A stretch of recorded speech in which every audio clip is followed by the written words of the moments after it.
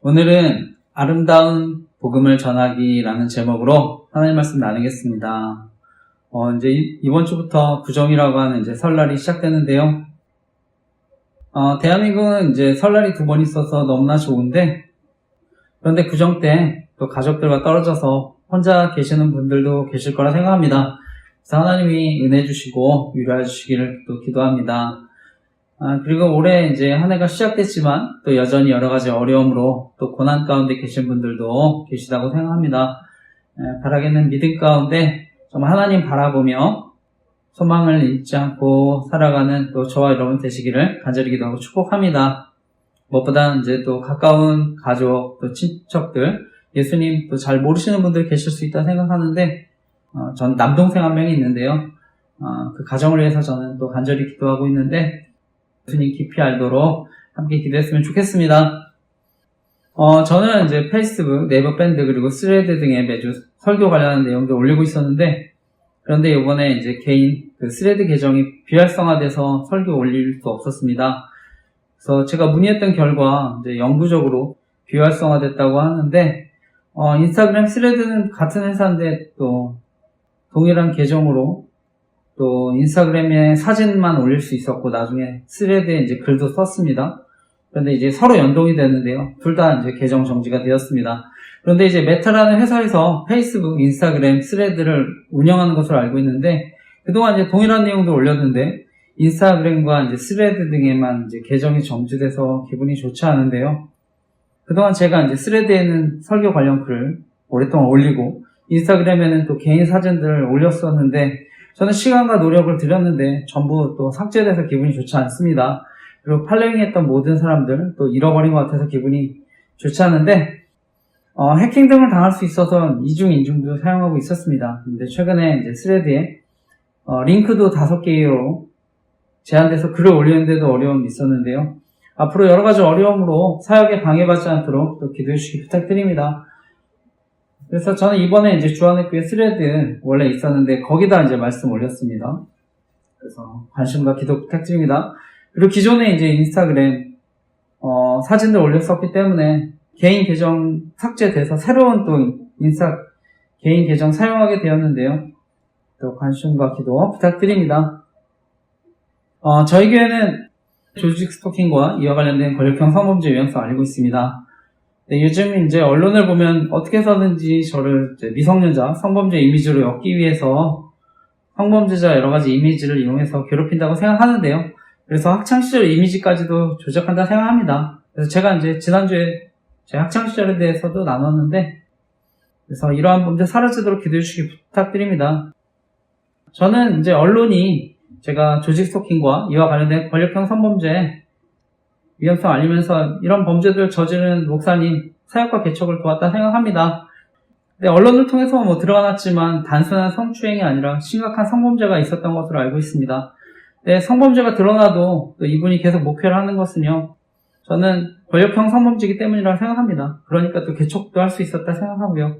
당시 이 전병훈 목사님 사건을 MBC PD수첩에서도 자세히 다뤘는데 보수와 진보 갈등으로도 보호를 받는다 생각합니다. 그리고 언론을 통해서 성범죄를 피해자들과 재판부 책임으로 돌리고 보호받는다고 생각하고요. 저는 또 언론을 통해 성범죄 무고 사건이나 남녀 갈등도 이용한다고 생각합니다.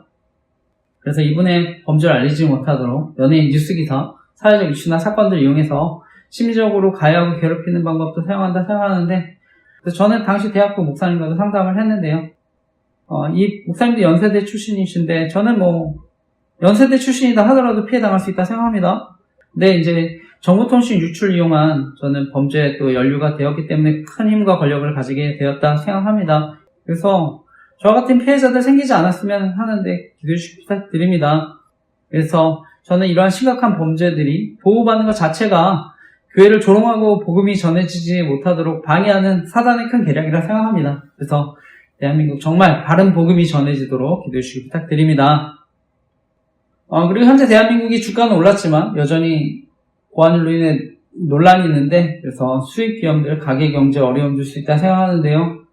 그래서 생활물가들이 올라서 어려움 당하지 않도록 함께 기도했으면 좋겠습니다. 특히 중소기업들 더 어려울 수 있다고 생각하는데 빨리 환율이 안정되도록 기도했으면 좋겠습니다. 그리고 이번에 이제 뉴스를 보니까 정부에서는 부동산을 안정시키겠다는 또 강력한 의지를 가진 것으로 아는데, 저는 요즘에 이제 시간이 갈수록 빈부격차가 더 커진다 생각합니다. 그래서 정말 미래 세대를 위해 그리고 국민들을 위한 정책들이 이루어졌으면 하는데 기대했으면 좋겠습니다.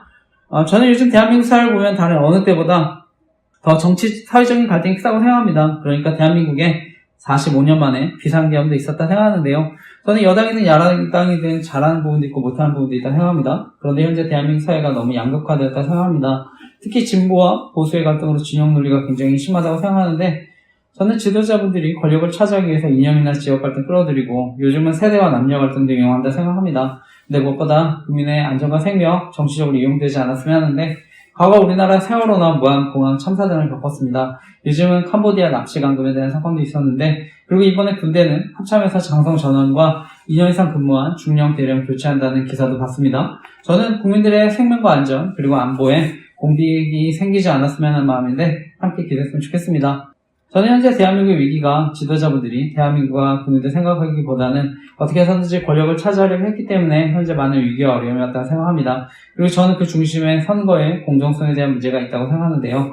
저는 이번에 정말 의회 권력이 엄청나다는 것을 알게 됐습니다. 그래서 선거가 잘못되면 저는 국민이 권력을 주었다는 명목으로 독재할 수 있다고 생각하는데요. 그래서 저는 궁극적으로 대한민국에 부정선거가 있다고 하면 더 이상 권력을 가진 사람들은 국민들을 두려워하지 않는다고 생각합니다. 그리고 그것은 여당이나 야당이나 다 마찬가지라고 생각합니다. 그래서 결국은 국민들이 가장 큰 피해를 당할 수 있다고 생각하는데요. 제가 교회 홈페이지 등에 대한민국에는 부정선거가 없었으면 좋겠습니다라는 기도 좀 올렸습니다. 그래서 투표의 공정성이 회복되도록 함께 기도했으면 좋겠습니다. 과거 하나님은 이스라엘을 죄악 가운데 심판하실 때 공의를 행하고 진리를 구하는 한 사람을 찾으신다고 하셨는데, 바라기는 공의가 세워지고 진리가 선포되는 나라가 되도록 함께 기도했으면 좋겠습니다.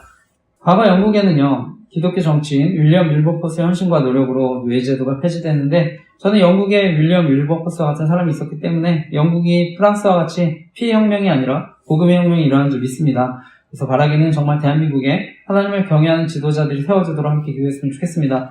그리고 오늘 저의 설교를 처음 보시는 분들, 온라인으로도 계실 수 있다 생각하는데, 저희 교회는 온라인, 오프라인 선교하고 있습니다. 그래서 정말 예수님 모르시는 분들, 복음을 듣고 예수님 영접하셨으면 하는 마음으로 말씀 전하고 있습니다. 특히 유튜브 재생 목록에 온 세상을 변화시킬 큰 기쁨의 좋은 소식이라는 재생 목록이 있는데, 그 중에 너는 범사의 길을 인정하라는 제목의 설교, 간증 설교 나눴습니다. 제가 군생활 시절에 잠언 3장 1절에서 6절 말씀 암송하고 많은 은혜를 누렸는데요. 제가 어떻게 은혜를 받고 누렸는지를 간증한 설교입니다. 저는 원래 이제 경기도 김포가 고향입니다. 그래서 김포에 이제 저는 강릉 김씨 집성촌에서 자랐는데요.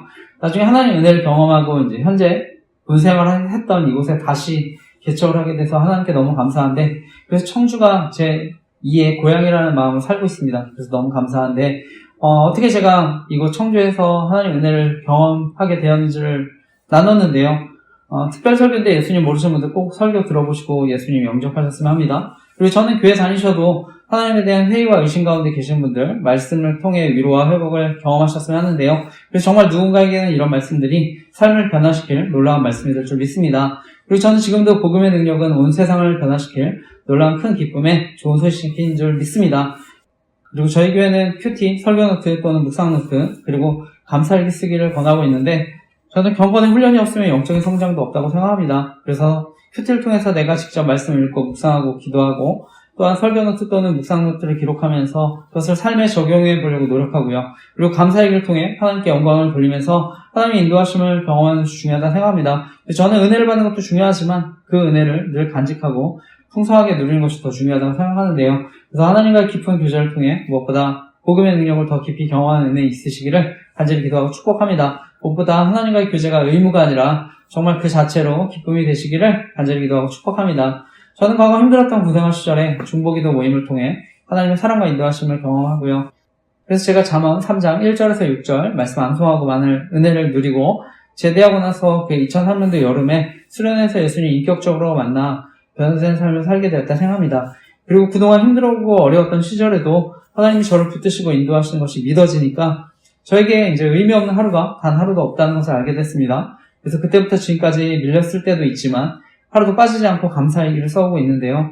저는 좋은 일에 대해서도 감사하지만 저의 부족함과 연약함을 발견할 때도 감사하고 있습니다. 그래서 지금까지 많은 은혜를 누리고 있는데요. 그리고 그 이후에 저는 당시 싸이월드라고 하는 미니 홈페이지에 복음도 전하고 말씀 묵상도 나누게 됐는데요. 그리고 저는 과거 미디어의 중요성을 알고 미디어가 건강해야 합니다라는 글을 쓰기도 했습니다. 현재 티스토리 교회 홈페이지에 당시 썼던 글과 사진도 올렸습니다.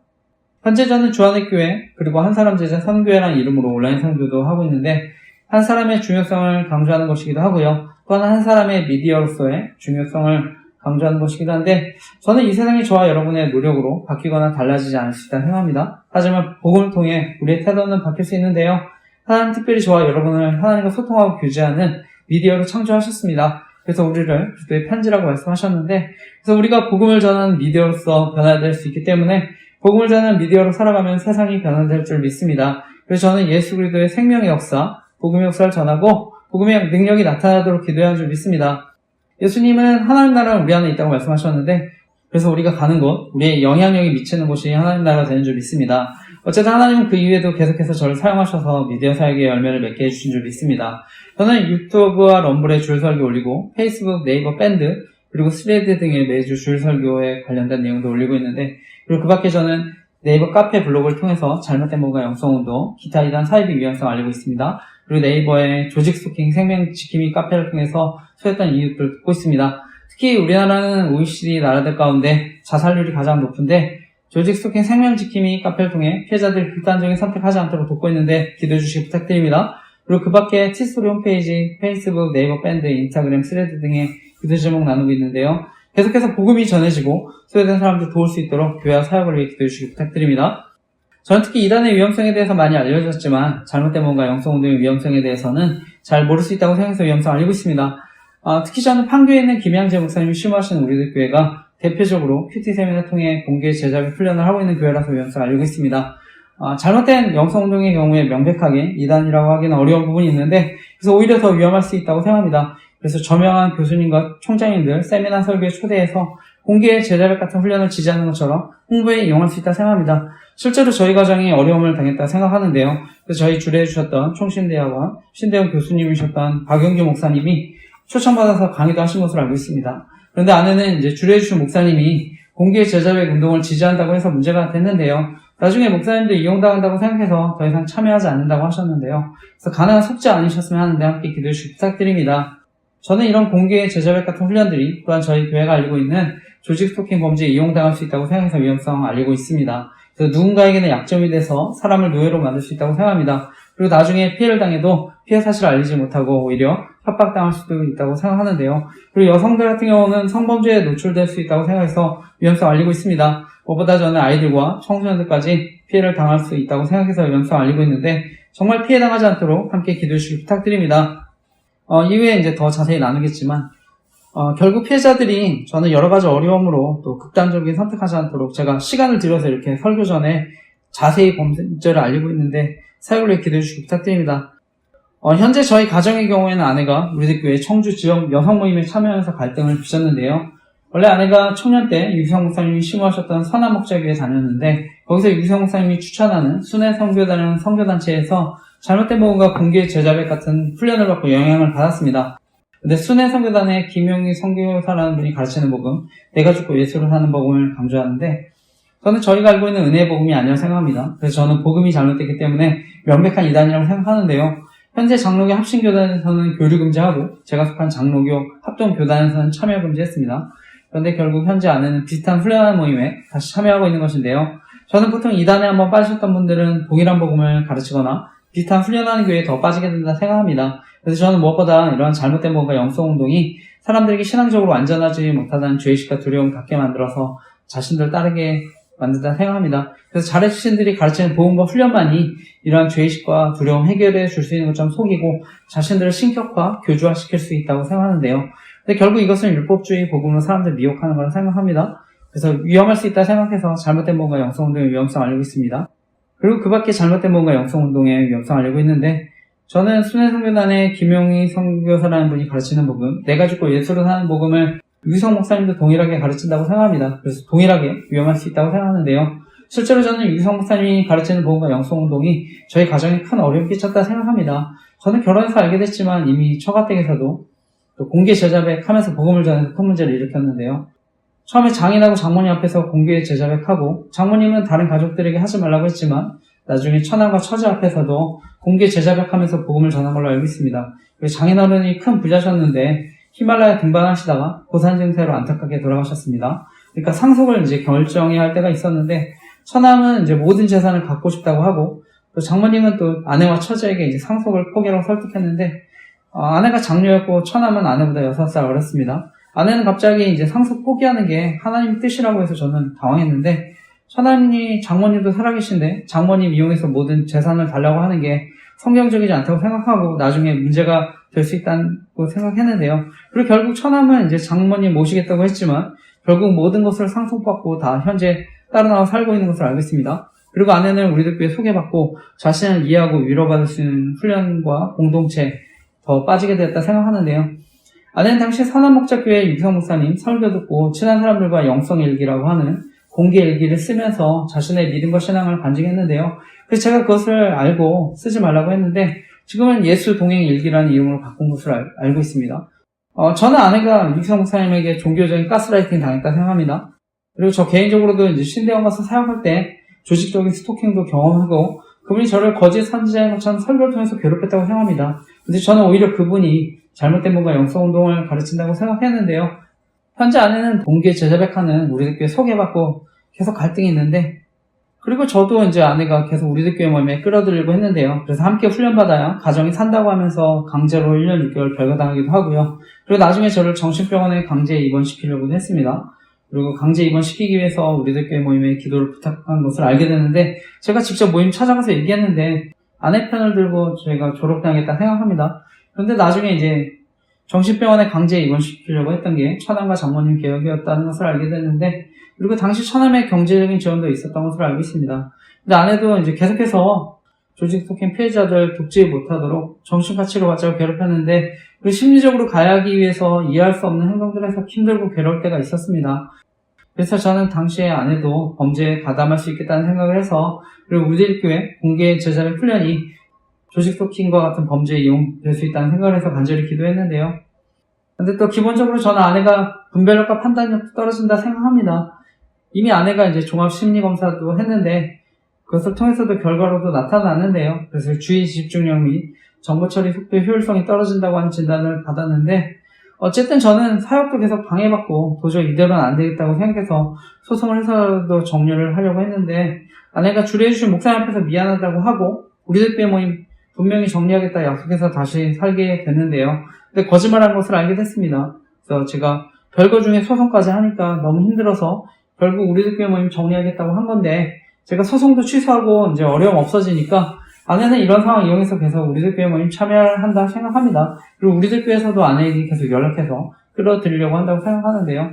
그런데 주례해 주셨던 또 박영규 목사님은 아내가 너무 힘들다고 연락하니까 결국은 아내에게 합의한 내용은 다르지만 우리들 교회 목장 모임에 참여한다 하더라도 관여하지 않겠다 얘기하신 것은 아는데 아내는 점점 더 그래서 마음대로 또 행동한다 생각합니다.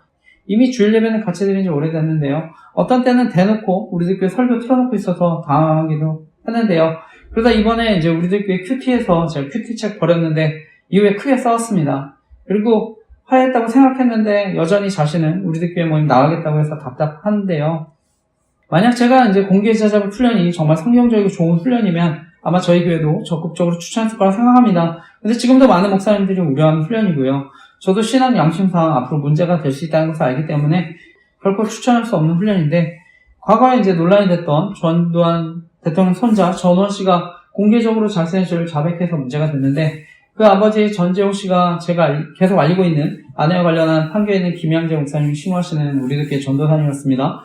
저는 어떤 정치적인 문제 또 이해관계를 떠나서 전두환 전 대통령을 좋아하고 싫어하고를 떠나서 가정과 사회에 큰 문제를 일으킬 수 있다고 생각합니다. 저는 무엇보다 저희 아이가 아내에게 신앙적으로 영향을 받을 수 있기 때문에 그것이 가장 큰 걱정이라서 기도하고 있습니다. 그리고 아내가 학원에서 아이들 가르치는데 영향을 끼칠 수 있다고 생각해서 기도하고요. 주변 사람들도 아내에게 우리들 교회 소개받고 피해를 당하지 않으셨으면 하는 마음으로 알리고 기도하고 있습니다.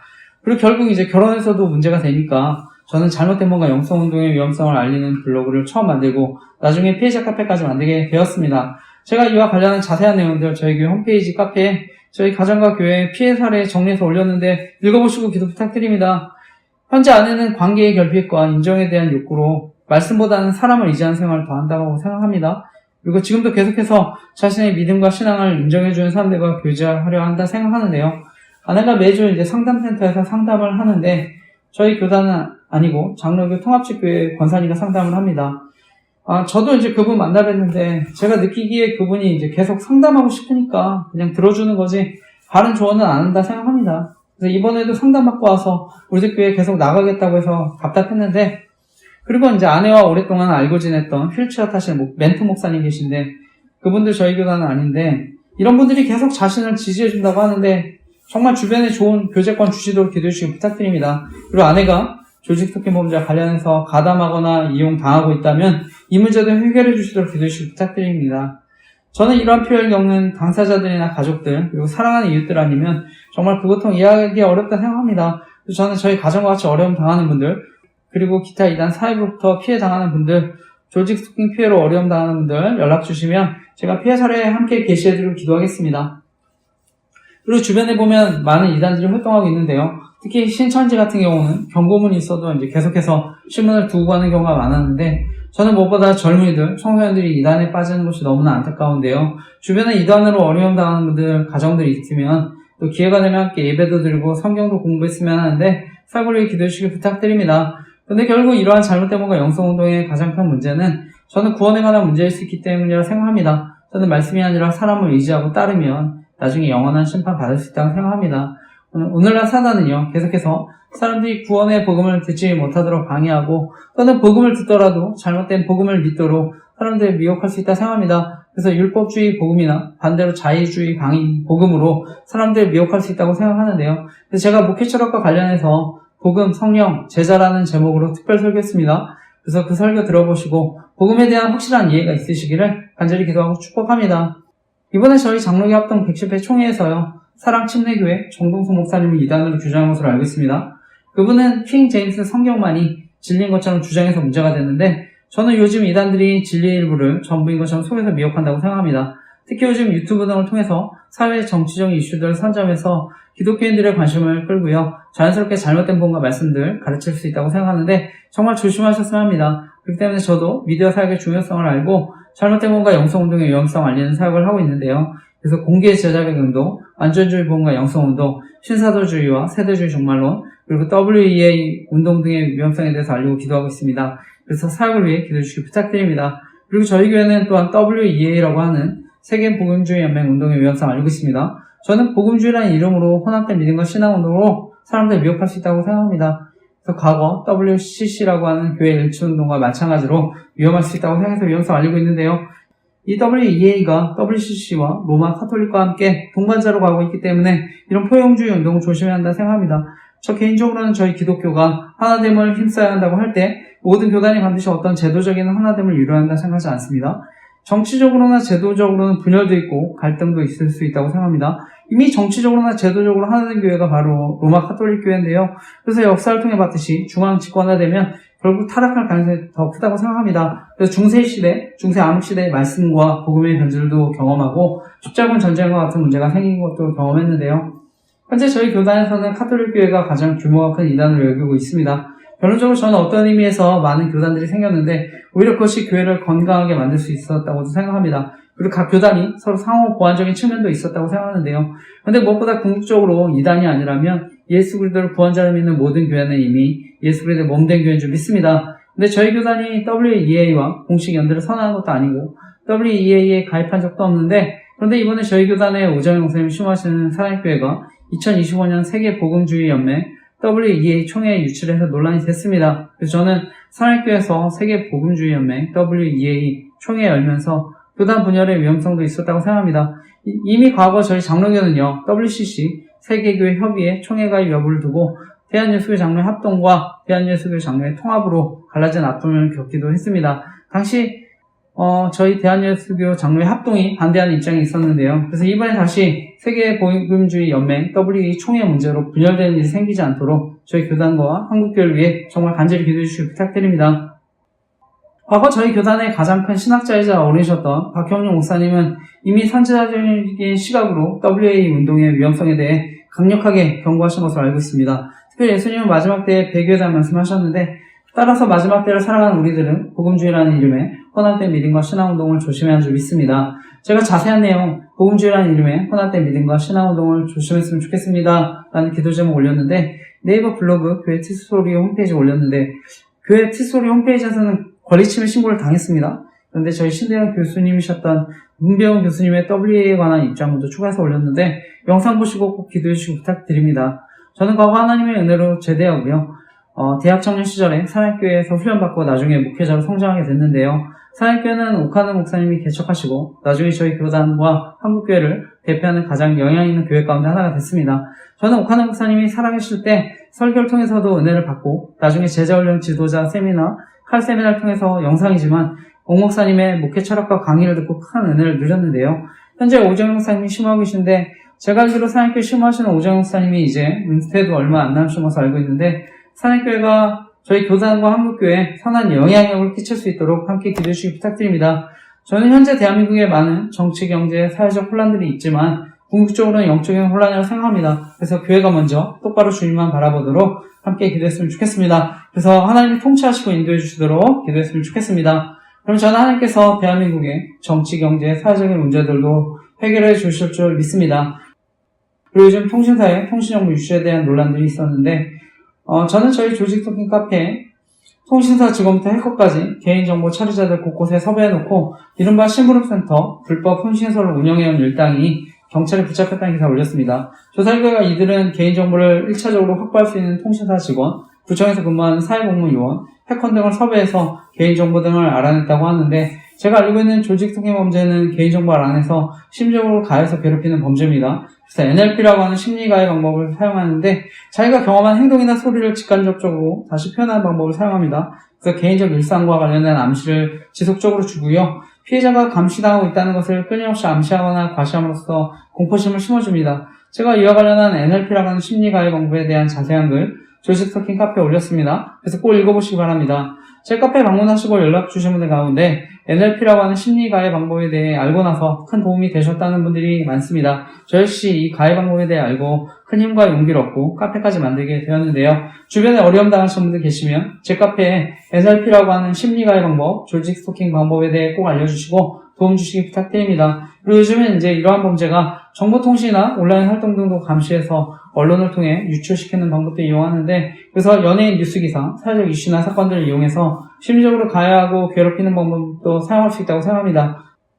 그리고 요즘은 이제 유튜브와 같은 플랫폼 광고, 추천 영상을 통한 사이버 스토킹도 이루어질 수 있다고 생각합니다. 그래서 이러한 사이버 스토킹이 의심되시면 유튜브 등을 사용하실 때도 로그아웃 해두시고 위치 정보도 꺼두시기 바랍니다. 그리고 가능하면 유료 VPN도 설치하셨으면 합니다. 저는 조직 스토킹 범죄가 자연스럽게 온라인과 오프라인 스토킹 모두 이어질 수 있기 때문에 조심해야 한다 생각하는데 저의 경우는 유튜브 채널에 통계 조작도 당한다고 생각합니다. 그래서 조회수가 오르지 않기도 하고요. 심지어 갑자기 줄어든 것을 발견하기도 했는데 그래서 관련 사진과 함께 기도 제목을 올렸습니다. 그래서 사역에 방해받지 않도록 기도해 주시기 부탁드립니다. 저는 현재 KT를 사용하고 있는데 통신정보 등이 유출되면 누구든 범죄의 표적이 될 수 있다고 생각합니다. 그래서 저희 딸 사진이 필요하다고 해서 증명사진 카톡으로 보냈었는데 유출돼서 이용당했다 생각합니다. 저희 노예 목사님들 단톡방 유출돼서요. 조롱당했다 생각합니다. 저는 이번 주 목사님과 수양회를 다녀왔는데요. 저희 딸 이제 초등학교 3학년 올라갔는데 아내가 일을 해서 전 딸 데리고 수양회 같이 갔는데 언론을 통해서 유출돼서 조롱당했다 생각합니다. 저는 이런 개인정보 등이 유출되면 아동 청소년들까지 또 범죄에 노출될 수 있다고 생각하는데요. 그래서 또 저희 교회가 알리고 있는 조직 스토킹 범죄에 이용당할 수 있다고 생각해서 필독공지에 통신사와 개인정보를 다루는 사람들에 관한 기도 제목을 올렸습니다. 주변 사람들도 큰 피해를 줄 수 있기 때문에 정말 이러한 범죄 사라지도록 함께 기도해 주시기 부탁드립니다. 무엇보다 아동 청소년들 범죄에 가담하는 사람들 강력하게 또 처벌받았으면 하는데 기도해 주시기 부탁드립니다. 저 개인적으로는 요즘에 이런 통신정보 유출에 따른 조직 스토킹 피해들이 생길 수 있다 보니까 가능한 보안이 좋은 메신저 앱도 사용하고 있습니다. 젊은 사람들은 인스타그램, DM메시지도 많이 이용하고 텔레그램도 많이 이용하는 것으로 알고 있는데 저 개인적으로는 시그널이라는 앱이 보안이 좋다고 해서 추천드리고 있습니다. 통화나 문자 다 이용할 수 있습니다. 그래서 통신정보 등의 유출로 피해당하는 분들 계시면 이용해보셨으면 합니다. 그리고 조직통신 피해자분들 연락하실 수 있도록 시그널로 보안 링크 만들어서 알리고 있습니다. 그리고 텔레그램 링크도 있는데 피해 당하신 분들 계시면 이용해보시고 연락 주시기 부탁드립니다. 그래서 저는 스마트폰 자체가 해킹이 되면 통신정보뿐만 아니라 사생활까지 노출돼서 피해를 키울 수 있다고 생각합니다. 그래서 가능하면 저는 보안이 좋은 최신 폰 이용하는 게 가장 좋다고 생각합니다. 그리고 요즘은 AI가 발전하고 있는데 저는 보안은 안드로이드 폰보다는 아이폰이 더 좋다고 생각합니다. 그리고 아이폰이 보안 업데이트 지원을 오랫동안 해주기 때문에 추천드립니다. 그리고 윈도우 PC보다는 맥북 등이 더 보안이 좋다고 생각합니다. 그리고 밖에 요즘은 이제 인터넷에 연결된 스마트 기기 등에도 해커들은 악성 코드를 심을 수 있기 때문에 조심하셨으면 합니다. 저에게 조직 스토킹 피해로 연락 주신 분들 대부분 스마트폰 등의 해킹 피해를 경험하셨는데 스마트 기기 등을 해킹당하면 조직 스토킹과 같은 범죄에 더 쉽게 노출되기 때문에 더 위험할 수 있다고 생각하는데 더욱 조심하셨으면 합니다. 근데 무엇보다 조직 스토킹 범죄가 정말 교묘하고 지능적인 것은요, 가까운 사람들 이용해서 정보를 알아내거나 여러 가지 힘들고 곤란한 상황을 연출할 수 있다고 생각합니다. 그래서 전화나 문자로 안부를 물으면서 정보도 알아내고 약점을 찾거나 만들어서 괴롭히는 방법도 사용한다고 생각하는데요. 특히 카톡이나 문자 같은 경우는 명의를 빌리면 언제든 범죄에 이용할 수 있다고 생각합니다. 그래서 특별한 사건이 생기거나 어떤 장소에 가게 되면 연락하거나 문자나 카톡 등을 보내면서 지능적으로 정보를 알아내거나 괴롭힐 수 있다고 생각합니다. 결국 제가 이러한 범죄를 알리는 가장 큰 이유는요, 사람들과의 관계를 파괴하고 심지어 생명을 빼앗을 수 있는 심각한 범죄라서 위험성을 알고 있습니다. 그래서 사람들 사이의 신뢰를 무너뜨리고 이간질시키는데 언론을 통해서도 이간질할 수 있다고 생각합니다.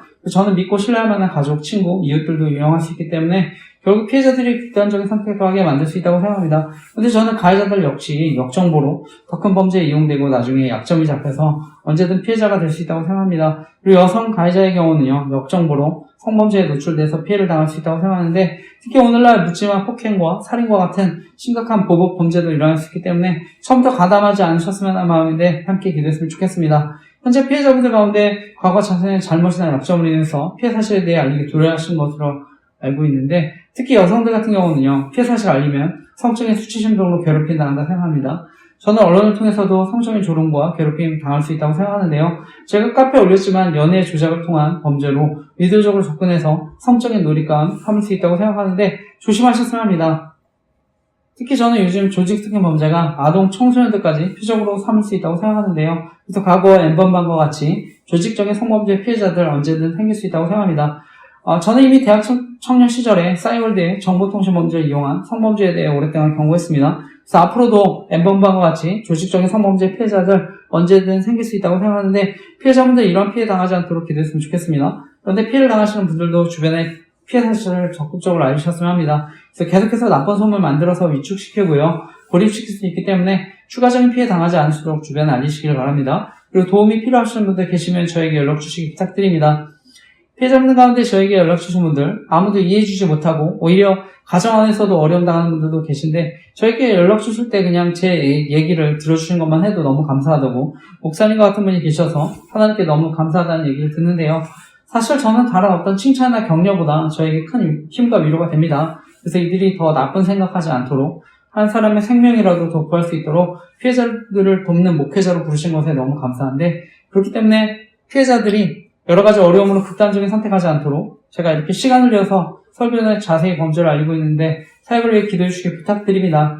결론적으로 전문가들은요, 스토킹 범죄가 성폭행 또는 살인사건의 전조적인 행위고 예비적인 행위가 될 수 있기 때문에 가볍게 여기지 말아야 한다고 경고합니다. 특히 정보를 다룬 사람들이 조직 스토킹 범죄에 가담하는 경우 강하게 처벌하는 법안 만들어줄 수 있도록 기도했으면 좋겠습니다. 특히 이제 아동 청소년들 범죄 또 강하게 처벌됐으면 하는데 무엇보다 주변 사람들까지 큰 피해를 줄 수 있는 심각한 범죄이기 때문에 이러한 범죄에 가담하는 사람들 처벌도 받고 사라지도록 기도했으면 좋겠습니다. 그래서 정말 대한민국이 안전하고 행복한 나라가 되도록 함께 기도해 주시기 부탁드립니다. 근데 저는 목회자들도 설교를 통해서 동일하게 범죄에 가담할 수 있다고 생각합니다. 그래서 개인정보나 사생활 정보 이용해서 설교를 통해서 교묘하게 조롱하고 괴롭힌다 생각하는데 저는 대학 청년 시절에 이제 이런 범죄 알고 나서 싸이월드라고 하는 미니 홈페이지에 이런 글들 올리기 시작했습니다. 그때 이미 영향 있는 목사님과 담임 목사님들이 범죄에 가담할 수 있다는 것을 알게 됐는데 그래서 제가 하나님 앞에 이러한 피해자들을 돕는 목회자가 되게 해달라고 간절히 기도했는데 저는 하나님이 그 길에 인도해 주셨다고 믿습니다. 저는 목회자들이 조직 스토킹 범죄에 가담하거나 그리고 이와 관련된 권력형 성범죄를 저지르는 것은요, 아무리 목회자가 큰 약점이 잡혀 이용당한다 하더라도 사람들이 하나님부터 떠나게 만드는 영적인 살인이라고 생각하고 있습니다. 그래서 제가 조직 스토킹 생명 지킴이 카페를 만들어서 복음을 전하고 사람들 돕고 있는데요. 넷플릭스의 나는 신이다 이어서 나는 생존자다라는 다큐가 방영됐습니다. 이 다큐를 보면 이단으로 인한 조직 스토킹과 권력형 성범죄에 피해를 당한 여성에 대한 이야기가 나오는데, 여기에 보면 고위 공무원들까지도 가담해서 이단의 교주를 듣는 것을 봤는데요. 근데 저희 교단에서도 성범죄를 저질러서 큰 물을 일으켰지만 다시 개척해서 목회라는 전병훈 목사님 분이 계십니다. 대법원에서는 업무상 위력에 의한 추행 또는 기습추행으로 형법 298조 강제추행죄에 해당한다는 판결을 받으신 것을 알고 있습니다. 수많은 피해자들의 증언, 피해 정황들 책으로도 나온 것을 알고 있습니다. 심지어 녹취록까지 또 있었고요. 그런데 이제 제가 서두에도 나눴지만 심각한 성범죄가 또 언론을 통해서도 드러났는데요. 이분의 사건을 MBC PD수첩에서도 자세히 다뤘는데, 저는 진보와 또 보수 갈등으로도 보호를 받는다 생각합니다. 언론을 통해서 또 피해자들 재판부의 책임을 돌리고 보호받는다고도 생각하고요. 또 언론을 통해 성범죄 무고 사건, 남녀 갈등도 이용하고요. 그리고 이분의 범죄를 알리지 못하도록 연예인 뉴스기사, 사회적 이슈나 사건들을 이용해서 심리적으로 가해하고 괴롭히는 방법도 사용한다 생각합니다. 그러니까 저는 이러한 범죄 알고 또 조직수급 범죄의 위험성을 알리게 되었는데요. 저는 연세대학교 재학 중이시거나 졸업하신 분들에게는 죄송한 말씀이지만 연세대학교 경영학과 졸업하신 분이라서 더 큰 힘과 권력을 가지게 되었다 생각합니다. 그런데 저는 같은 연세대 출신이라 하더라도 괴롭힘 당할 수 있다고 생각합니다. 이분이 계속해서 목회를 하시기 때문에 큰 영향을 끼친다 생각합니다. 특히 이제 저는 미성년자 또 여중생 성범죄 사건 이미지 언론이 만들면서 계속 괴롭힘 당해서 또 이분의 사역과 개척을 도울 수 있었다고 생각하는데요. 오늘날 이제 성범죄를 저지르면요, 업종 등 취업 제한도 있는데 저는 목회자는 더 엄격해야 한다 생각합니다. 그래서 특히 이제 목회자 성범죄가 나쁜 것은 여성 피해자들의 영혼에 깊은 상처와 아픔을 주는 심각한 범죄이기 때문에 생각하는데요. 그리고 목회자 성범죄는 개인의 문제를 넘어서 교회 전체에 대한 신뢰의 문제로 이어지기 때문에 하나님의 영광을 가릴 수 있다고 생각합니다. 저는 과거에 이제 이분에 대해서 싸이월드에 이제 글을 올리기 시작했는데 그 이후에도 계속해서 어려움 겪었다 생각합니다. 그런데 이제 저는 온라인뿐만 아니라 오프라인 범죄로도 계속 이어질 수 있다고 생각합니다. 저희 현재 아파트 같은 층에 바로 이제 문 열면 앞집의 경우에 새롭게 집주인 바뀌고 전세로 들어오신 분이 계십니다. 현재 전병훈 목사님 닮은 쌍둥이 두 분이 이사 오셔서 살고 있는데요. 나이가 있으시고 두 분이 부모님 모시고 살고 계시는 것 같은데 아파트 같은 층에 바로 맞은편 집이라서 마주치는 경우가 있습니다. 그래서 모른 척하고 살 수는 없어서 인사는 하고 있지만 불편한 마음이 있습니다. 저는 그분들도 이용당할 수 있다고 생각해서 조심스러운 마음도 있는데 온라인이든지 오프라인이든지 심리적으로 가해하는 범죄들 사라지도록 기도해주시기 부탁드립니다. 저는 이미 과거에부터 대학 청년 시절에 싸이월드의 닮은 사람을 이용한 조직 스토킹 범죄에 대한 글을 썼는데 그래서 저와 같은 피해자들 생기지 않으셨으면 하는 마음으로 조직 스토킹과 이와 관련한 권력형 성범죄의 위험성을 알리고 있습니다. 그래서 목회자들의 권력형 성범죄에 관한 기도 제목 올렸는데 보시고 기도해주시기 부탁드립니다. 그리고 무엇보다 조직 스토킹과 이와 관련된 권력형 성범죄를 저지른 경우 피해자들이 협박 등 2차 가해로 더 큰 어려움 당할 수 있다고 생각하는데요. 그래서 피해자들이 오히려 더 큰 어려움 당하지 않도록 목회 활동과 개척하지 못하도록 제도적인 장치들이 마련되었으면 하는데 기도해 주시기 부탁드립니다. 그런데 지금도 제가 이런 조직 스토킹 또 이와 관련된 권력형 성범죄 위험성 알리면 영향이 있는 목사님들 가운데 설교를 통해서 사역을 방해하고 조롱하는 분들도 계시다 생각합니다. 실제로 저에게 이제 조직 스토킹 피해로 상담하는 분이 계셨는데 설교를 통해서 피해자분을 조롱하고 괴롭혔다고 생각합니다. 특히 대형교회 목사님의 경우는요, 많은 분들이 설교를 듣기 때문에 훨씬 더 영향이 크다고 생각합니다. 근데 피해자들이 더 큰 어려움 당할 수 있다고 생각하는데 더 큰 피해 당하지 않도록 기도해 주시기 부탁드립니다. 교회는 함께 웃고 함께 우는 공동체가 되어야 한다 생각하는데 정말 영향 있는 목사님들이 범죄에 가담하지 않도록 기도해 주시기 부탁드립니다. 결론적으로 저는 심각한 범죄들이 허용되고 결국 보호받는 게 교회를 조롱하고 복음이 전해지지 못하도록 방해하는 사단의 큰 계략이라 생각합니다. 그래서 오늘날 세상의 타락, 결국 교회의 타락이고 저와 같은 목회자들과 영적 지도자들의 타락이라고 생각합니다. 그래서 무엇보다 목회자들과 영적 지도자들이 범죄에 가담하는 것은 사회에 더 큰 악영향을 끼친다 생각하는데 정말 이러한 범죄들 사라지도록 기도해 주시기 부탁드립니다. 저는 오늘날 돈과 권력을 가진 사람들이 자신의 기득권을 지키기 위해 저지른 범죄가 이런 조직 스토킹 범죄라 생각합니다. 그리고 여기에 이익집단, 정치집단, 그리고 이단들도 마찬가지라 생각합니다. 그래서 권력과 힘이 있으면 이런 사적 죄제 범죄가 일어날 수 있다고 생각합니다. 그리고 언론을 통한 교묘한 딥페이크 범죄가 일어날 수 있다고 생각하는데요. 그래서 언론을 통해 사람들 속이고 선동할 수 있다고 생각합니다. 저의 경우에 할 수만 있으면 설교나 사역 정보 알아내서 자신들의 이익과 정치적인 공작에 이용하려 한다 생각합니다. 그리고 조직 토킹 범죄에 가담하는 목사님들도 마찬가지로 생각하는데요. 그래서 교회 오가면서 또 설교 올릴 때나 또 준비할 때, 또 교회 튜토리 홈페이지 접속할 때 이용당했었다 생각해서 조심하고요. 그리고 주보에 설교에 관한 정보도 이용당했었다고 생각해서 조심하고 설교 영상도 토요일에 올리고 있습니다. 그런데 결론적으로 설교를 토요일에 올리게 된 것은 감사하게 생각하고 있습니다. 그래서 하나님이 어떻게 인도해 주셨는지를 돌아볼 수 있어서 너무 감사한데, 어쨌든 저는 지금도 제가 이 자리에서 설교하지만 제 설교에 엿들을 수 있으면 언제든 이용당할 수 있다고 생각합니다. 교회가 지하긴 하지만 사무실이나 잠옷실에 있으면 옆에 생활소음 다 들립니다. 그리고 요즘에 기술도 발달했기 때문에 엿들을 수 있으면 정보를 이용할 수 있다고 생각합니다. 어쨌든 그러면도 이용당하지 않도록 최대한 조심하고 있는데 사역에 방해받지 않도록 기도해 주시기 부탁드립니다. 근데 무엇보다 제가 이런 사역하면 계속해서 저를 방송이나 연예인, 성범죄자 이미지로 교묘하게 괴롭힌다 생각합니다. 그리고 요즘에는 이제 부정선거 의혹에 대해 알리니까 정치인들 이용해서 조롱한다고 생각합니다. 저는 이미 돌아가신 저희 어머니 이미지까지도 방송을 통해 조롱하고 있다고 생각하고요. 그래서 나는 솔로라는 연예 프로그램 PD나 제작진들 범죄에 가담할 수 있다고 생각합니다. 그리고 외할아버지는 지리산에서 특수부대 교관이셨고 야당 국회의원으로도 출마하셨던 것으로 아는데 정치적으로 이용했다고 생각합니다. 그리고 가까운 친구들, 이웃들도 피해를 당하는 사람들도 있었다 생각하는데요. 대표적으로 전청조 사건 이용해서 괴롭혔다고 생각합니다. 그리고 돌아가신 저희 장인어른 사건도 정치적으로 이용했다고 생각합니다. 장인어른의 경우에 히말라야 등반하시다가 고산 증세로 안타깝게 돌아가셨는데 정치적으로 이용했다고 생각합니다. 저는 누구든지 피해자가 될 수 있다고 생각하는데 제가 이와 관련한 기도 제목 다음 페이지에 올렸습니다. 그래서 저뿐 아니라 저희 가족, 가까운 사람들도 어려움 당하지 않도록 기도해 주시기 부탁드립니다. 그리고 그 밖에 저희 교회를 방문하시거나 예배 드신 분들, 그리고 연락 주신 분들도 신상 안에서 괴롭혔었다고 생각하는데 어려움 당하지 않도록 기도해 주시기 부탁드립니다. 그래서 다시 한번 말씀드리지만 정말 이러한 범죄들은 사라져서 대한민국이 안전하고 행복한 나라가 되도록 기도해 주시기 부탁드립니다. 오늘도 이제 계속해서 로마서 강의를 나누는데요. 하나님은 창조주이십니다. 그리고 전능하시는 하나님이십니다. 그래서 인간의 자유의지를 통제하지 않으시면서 통치하실 수 있는 전능하신 하나님이신데, 그래서 결국 하나님은요, 인간에게 책임을 물으실 수 있습니다. 그래서 계속해서 하나님이요, 우리 하나님 영광에 들어가도록 회개하기를 원하신다고 하시는데, 그리고 이제 다시 한번 하나님은요, 진정한 약속의 자녀, 남은 자들 구원 받는다 얘기하시는데, 그리고 오늘 이제 이어지는 말씀인데, 오늘 말씀의 제목은요, 아름다운 복음을 전하기라는 제목으로 하나님 말씀 나누려고 하는데, 오늘도 말씀을 통해 하나님이 저와 여러분 교훈하시고 이번 주도 말씀 붙잡고 살아갈 때 하나님의 사랑과 인도하심을 경험하는 저와 여러분 되시기를 간절히 기도하고 축복합니다. 그리고 새로 믿은 분들이나 교회를 오래 다니셔도 말씀에 대해 어려워하실 수 있는 분들 계실 수 있다고 생각하는데요. 성경이 어렵게 느껴지시는 분들, 다른 버전의 쉬운 성경도 읽으셨으면 합니다. 그래서 말씀을 통해 더 깊은 은혜 누리시기를 간절히 기도하고 축복합니다.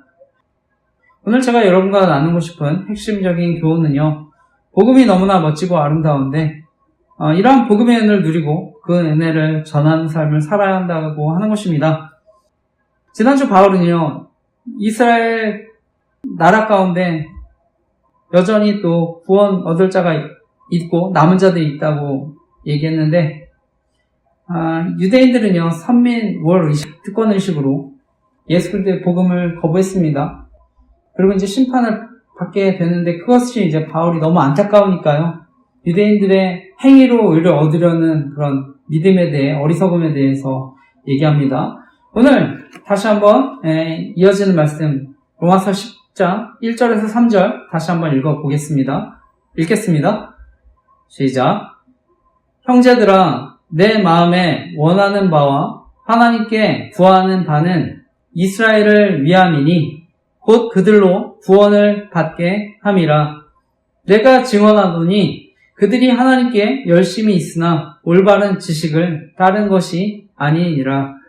하나님의 의를 모르고 자기 의를 세우려고 힘써 하나님의 의에 복종하지 아니하였느니라. 아멘. 말씀을 보면은요, 바울은 자신의 동족들이 구원받기를 진심으로 하나님께 갈망한다고, 그래서 기도한다고 얘기합니다. 문제는요, 이 이스라엘 사람들, 유대인들이 하나님에 대해서 열심은 있지만 올바른 지식을 따르지 않았다고 얘기합니다. 하나님께 대한 열심이 있는 건 좋은데요. 그 동기도 중요합니다. 유대인들은 하나님을 위한다는 이유로 열심을 내지만 그것은 결국 자기 열심입니다. 자기의 의를 위해서. 그래서 결국은 하나님부터 이제 이것이 멀어지게 만드는 결과를 만들었는데요. 과거 이제 유대인들이 하나님의 심판을 받고 나라를 잃었습니다. 포로로 끌려갔었는데, 그리고 나서 나중에 어떻게 보면 말씀을 잘 지키기 위해서 또 율법 해설서도 만듭니다. 그것이 이제 장로들의 유전인데, 그래서 율법을 어떻게 보면 잘 지키기 위해서 만들어낸 해설서가 또 장로들의 유전인데, 이것이 나중에 율법의 어떤 정신마저도 훼손합니다. 하나님의 뜻마저도 다 훼손하는데요. 서기관과 바리새인들이 구약의 율법을 613개 세부적으로 나눴다고 합니다. 그래서 율법을 지켰다고 하기 위해서 여러 조항을 만드는데요. 특정한 부분에 대해서는 성경과도 상관이 없습니다. 그 중에 대표적인 게 이제 고르반 제도라고도 있었는데, 고르반은 하나님께 드림이 되었다라는 뜻인데, 유대인들은 자신의 신앙을 드러내기 위해서 여러 사람 앞에서 고르반 제가 드렸습니다 이렇게 맹세하고 예물을 하나님께 바쳤는데, 나중에는 부모님께 드려야 할 것도 내가 하나님께 드렸다 맹세하기만 하면 된다 이런 식으로 가르쳤습니다. 그래서 성경 말씀을 자의적으로 왜곡해서 가르쳤는데, 게다가 뿐만 아니라 끊임없이 사람들에게 무거운 율법에 이제 짐을 지우는데요. 저는 이러한 이제 율법주의, 믿음과 신앙 여전히 교회 안에 있다고 생각합니다. 대부분의 또 이단과 사이비들이 그렇다고 생각하고요. 그리고 또 교회 안에서도 완전주의 복음, 완전주의 영성운동 이런 거 가르치면서 또 교회 안에 또 율법주의 신앙들을 또 심을 수 있다고 생각합니다. 그래서 끊임없이 또 신앙적으로 완성되지 못했다는 죄의식과 두려움 갖게 만들어서 사람들 속인다고 생각합니다. 그리고 자신들은 완전한 것처럼 자신들을 신격화시키고 교조화시킬 수 있다고 생각하는데요. 그래서 제가 이런 위험성 알리고 있습니다. 지난주에도 나눴지만 저는 아내가 유기성 목사님에게 종교적인 가스라이팅 당했다 생각합니다. 그래서 선한목자교회 유기성 목사님의 설교 듣고 친한 사람들과 영성일기라고 하는 공개일기 쓰면서 자신의 믿음과 신앙을 간증했는데요. 그래서 가정에 또 큰 어려움 줬다고 생각하는데, 지금은 예수동행일기라는 이름을 바꾼 것으로 알고 있습니다. 근데 저 개인적으로도 신대원 가서 사역할 때 조직적인 스토킹도 경험하고 그분이 저를 거짓 선지자인 것처럼 설교를 통해서 괴롭혔다 생각합니다. 근데 저는 오히려 그분이 잘못된 뭔가 영성운동을 가르친다고 생각했는데요. 현재 유기성 목사님 선한목자교회 은퇴하시고 위드 지저스 미니스트리라고 하는 선교단체 섬기시는 것으로 아는데, 저는 피해자들 생기지 않았으면 하는데 기도해 주시기 부탁드립니다. 그래서 바른 말씀을 통해 정말 바른 복음이 전해지도록 기도해 주시기를 부탁드립니다. 오늘 말씀을 보면 하나님 열심히 섬기는 것은 결국 자기 의를 위한 것이라고 얘기합니다. 그래서 자기 의를 통해서 구원을 얻으려고 했다고 하는데, 이것이 이제 결국에 문제가 되는 게 구원에 관한 문제일 수 있기 때문이라 생각합니다. 성경에 하나님이 주시는 의는요, 바로 예수 그리스도께서 십자가에 달려 죽으시고 주신 의입니다. 로마서 1장 17절 말씀입니다. 복음에는 하나님의 의가 나타나서 믿음으로 믿음에 이르게 하나니 기록된 바 오직 의는 믿음으로 말미암아 살리라 함과 같으니라. 아멘. 말씀하는데요. 복음은요, 믿음에서 믿음에 이르게 합니다. 제가 항상 강조하지만 오늘날 교회를 다니면서도 복음과 복음의 결과를 혼동하는 경우가 많습니다. 그래서 복음을 오해하는 경우 무엇을 열심히 하려고 하다가 낙심하고 실망하고 좌절하기도 하고요. 또는 자신의 노력과 행위로 죄를 이기고 있다고 생각하는 사람들은요, 자신의 특별함에 대해서 교만을 가지게 된다 생각합니다. 그래서 우리가 말씀대로 살아가는 건 정말 중요한데, 우리가 순종한다 해도 결국 동기가 하나님의 사랑과 은혜에서 출발한 것이 아니면 자신을 위한 순종이고 자기의 의가 되는 줄 믿습니다.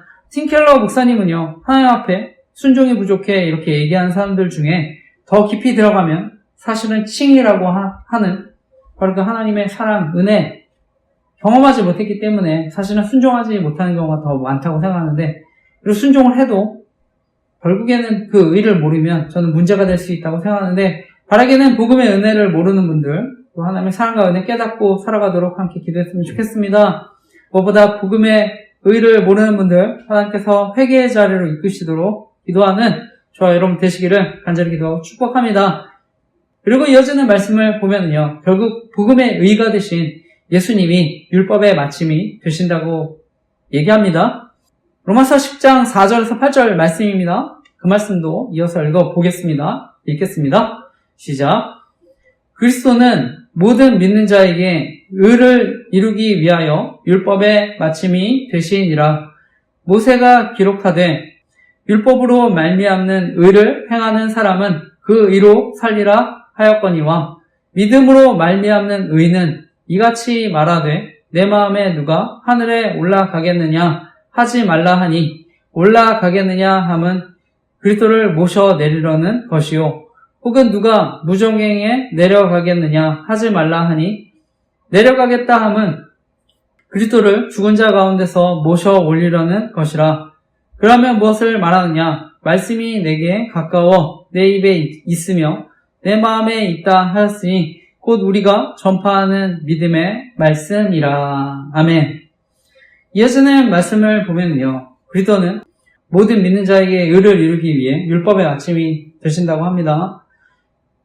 결국 모든 믿는 자에게 의가 있도록 하기 위해서 율법의 마침이 되셨는데요. 바울은 예수 그리스도의 구속 사역이 하나님의 요구를 완전히 충족했다고 얘기합니다. 예수님도 그래서 내가 율법이나 선지자를 폐하러 온 줄로 생각하지 말라. 폐하러 온 것이 아니오 완전하게 하려 함이라 말씀하셨는데요. 우리 인간이 율법을 온전히 지킨다는 것은 불가능합니다. 왜냐하면 우리 마음의 상태까지도 우리가 다 온전히 지킬 수 없기 때문인데요. 그러니까 행위가 아니라 무조건적인 은혜로 우리가 구원을 받습니다. 그래서 바울은요, 율법의 의가 믿음의 의와 다르다 강조하는데 결국 구원의 길은요, 믿음으로 가능합니다. 그리고 그 믿음은요, 참된 믿음은 하나님과의 교제를 또 가능하게 하는 줄 믿습니다. 영생은 곧 유일하신 참 하나님과 그의 보내신 자 예수 그리스도를 아는 것이니라. 아멘. 바라기는 정말 바른 믿음을 통해 정말 예수 그리스도를 아는 은혜 있으시기를 간절히 기도하고 축복합니다. 그리고 바울은요, 이 믿음의 길로 인도하는 건 이 말씀 훨씬 가까운 곳에 있다고 얘기합니다. 율법으로 얻는 의가 아닌 믿음으로 의를 얻는 방법에 대해서 이어지는 말씀이 설명하는데 로마서 10장 9절에서 13절 말씀 같이 함께 읽겠습니다. 시작. 내가 만일 내 입으로 예수를 주로 시인하며 또 하나님께서 그를 죽은 자 가운데서 살리신 것을 내 마음에 믿으면 구원을 받으리라. 사람이 마음으로 믿어 의에 이르고 입으로 시인하여 구원에 이르느니라. 성경에 이르되 누구든지 그를 믿는 자는 부끄러움을 당하지 아니하리라 하니 유대인이나 헬라인이나 차별이 없음이라. 한 분이신 주께서 모든 사람의 주가 되사 그를 부르는 모든 사람에게 부요하시도다. 누구든지 주의 이름을 부르는 자는 구원을 받으리라. 아멘. 오늘 이어지는 말씀, 바울은 이제 마음으로 믿어 의롭다함을 얻고 입으로 고백해서 구원을 얻는다고 얘기합니다. 이것은요, 이런 구원의 방법은요, 누구에게나 차별이 없다는 것을 얘기합니다. 이 믿음의 의를 얻는 것, 하나님이 우리가 공부를 많이 했느냐, 가방끈이 기냐 짧으냐, 내가 어디 출신이냐, 집안이 잘 사느냐 못 사느냐, 이런 게 중요하지 않다고 얘기합니다. 예수님은요, 태어나면서부터 육체적인 아버지 없이 사생아로 태어났습니다. 그리고 가난한 삶을 사시고 촌동네 나사렛에서 목수일을 하면서 공부도 제대로 못했습니다. 게다가 사역하실 때 떠돌이로 나그네의 삶을 사셨습니다. 그리고 나사렛 출신이라는 이유로 유대 종교 지도자들로부터 대적과 멸시를 받았습니다. 그리고 나중에 십자가에 찔림, 또 징계와 채찍, 마침내는 십자가에 그래서 달려 죽으셨는데 바로 이분이 저와 여러분이 믿는 하나님입니다. 우리의 슬픔과 고난을 아시는 하나님, 모든 고난과 고초를 다 아시고 우리의 마음을 공감해 주시고 위로하실 수 있는 하나님, 바라기는 정말 이렇게 차별 없이 정말 만나주시는 그 은혜를 경험하는 모든 분들 되시기를 간절히 기도하고 축복합니다. 그리고 이어서 말씀을 보면은요, 바울은 다시 한번 이런 복음의 보편성에 대해 얘기합니다. 그래서 12절에 유대인이나 헬라인이나 차별이 없다고 얘기합니다. 유대인이 이방인이든 요한복음 1장 12, 13절 말씀입니다. 영접하는 자, 곧 그 이름을 믿는 자들에게는 하나님의 자녀가 되는 권세를 주셨으니 이는 혈통으로나 육정으로나 사람의 뜻으로 나지 아니하고 오직 하나님께로부터 난 자들이니라. 아멘. 중요한 것은요, 입술의 고백과 마음의 믿음인데 우리가 마음으로 믿는다는 것, 또 입술의 고백, 그건 따로 떨어진 게 아닙니다. 바울 당시에 황제 숭배가 강요되던 시기였습니다. 그러니까 많은 사람들이 로마 황제 가이사라를 주라고 고백했습니다. 주인으로 고백했습니다. 당시 사람들은요, 자신이 믿는 신 앞에 주라고 하는, 주인이라고 하는 호칭을 붙이는데, 이 당시 이제 예수님을 믿는 사람들은요, 결국 예수님을 주인이라고 고백한 것입니다. 그러면서 이제 큰 불이익과 어려움들을 각오한 것인데요. 그러니까 시인한다는 것은 마음이 담긴 것입니다.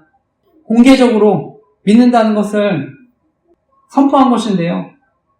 바로 시몬 베드로와 같이 주는 그리스도시요 살아계신 하나님의 아들이시니다 고백하는 것과 같은데, 그러니까 마음이 없으면 공개적으로 시인하기 어렵습니다. 목숨을 거는 일이었을 수도 있으니까요.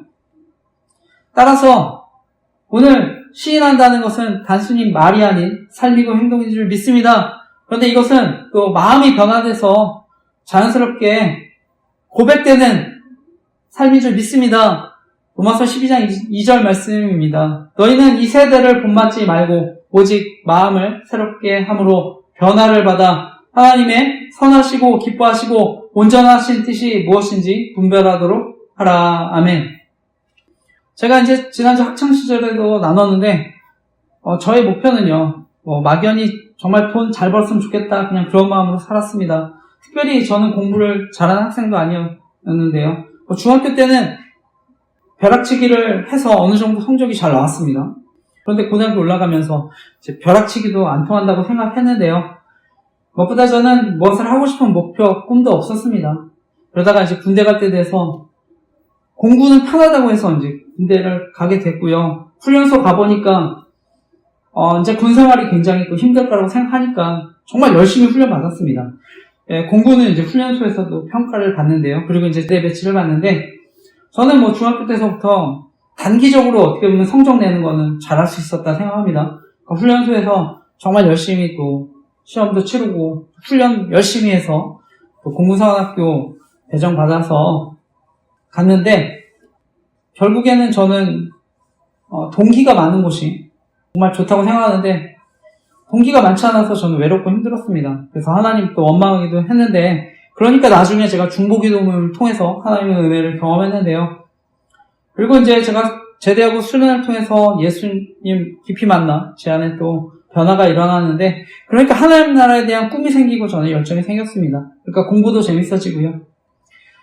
이번 주 저는 목사님들과 전남 여수로 이제 수양회를 갔었습니다.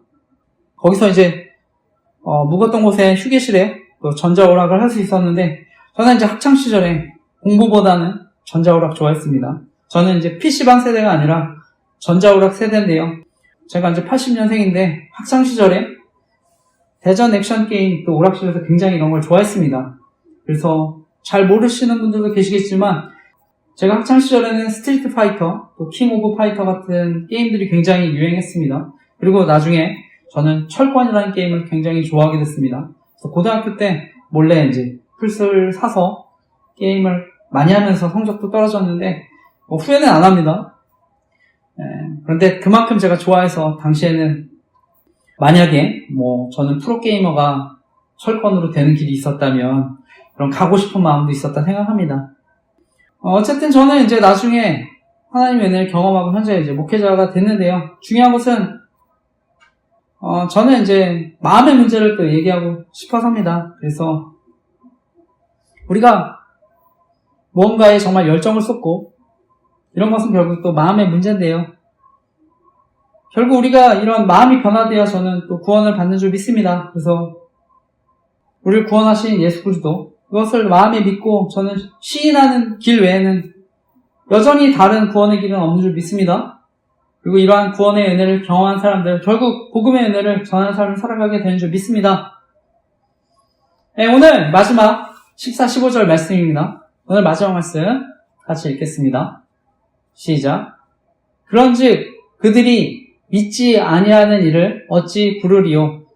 듣지도 못한 일을 어찌 믿으리요? 전파하는 자가 없이 어찌 들으리요? 보내심을 받지 아니하였으면 어찌 전파하리요? 기록된 바 아름답도다. 좋은 소식을 전하는 자들의 발휘함과 같으니라. 아멘. 오늘 마지막은요, 결국 복음의 은혜가 가득할 때 복음을 전하는 삶을 살아가게 되는 것을 말씀합니다. 그래서 기쁜 소식을 가지고 달려 산을 넘는 이런 삶을 산다고 하는데, 바울은 3차 전도 여행 중에 고린도에 머무릅니다. 그리고 몇 년 동안 고린도에 머무르면서 새로운 전도 계획을 세우는데요. 이 전도 계획이 결국 로마에 편지를 써서, 그리고 로마 교회의 도움을 받아서 서머나, 오늘날 스페인 지역, 당시 땅끝으로 알려진 곳으로까지 전도를 떠나는 것입니다. 그러니까 바울은 로마 교회가 자신을 서머나로 보내주기를 바라는 마음으로 이렇게 편지를 쓰는데요. 그러면서 오늘 본문에 보니까 믿지 않는 분들 어떻게 부를 수 있습니까? 들은 적도 없는 분들 어떻게 믿을 수 있습니까? 선포해 주는 사람이 없는데 어떻게 들을 수 있습니까? 보냄을 받지 않았으면 어떻게 선포할 수 있겠습니까? 좋은 소식을 전하는 사람들, 그들의 발 얼마나 아름답습니까? 성경에 기록되어 있습니다. 이러면서 복음 전파의 중요성을 다시 강조하는데, 저는 청주에 이제 주안의교회를 개척했습니다. 제가 개척할 때 코로나 때였는데요. 저는 또 복음을 너무 전하고 싶어서, 코로나 때지만 또 온라인으로 이렇게 복음을 전하고 싶어서 개척을 했는데, 저는 유튜브 럼블에 주일 설교 올리고요. 서두에도 얘기했지만 페이스북, 네이버 밴드, 스레드 등에 매주 설교 관련한 내용들도 올리고 있습니다. 그래서 제가 이제 비록 또 어려움도 있었지만 결국 주안의교회 이제 스레드로 또 계정으로 설교 올렸습니다. 그래서 어제 토요일날 설교 올렸는데, 어쨌든 저는 중요한 것은 복음에 대한 열정이 결국 선교적인 삶을 살아가게 하는 줄 믿습니다. 그래서 바라기는 정말 복음의 은혜를 경험하고 또 그것을 나누는 삶 살아가시기를 간절히 기도하고 축복합니다. 말씀을 마치면서요, 복음은 마음으로 믿는 것을 입으로 시인합니다. 이것은 입으로 시인한다는 것은요, 결국 삶의 열매로 나타나는 것인데요. 그리고 이러한 입으로 시인하는 신앙, 삶의 열매로 나타나는 신앙, 하나님 기뻐하시는 줄 믿습니다.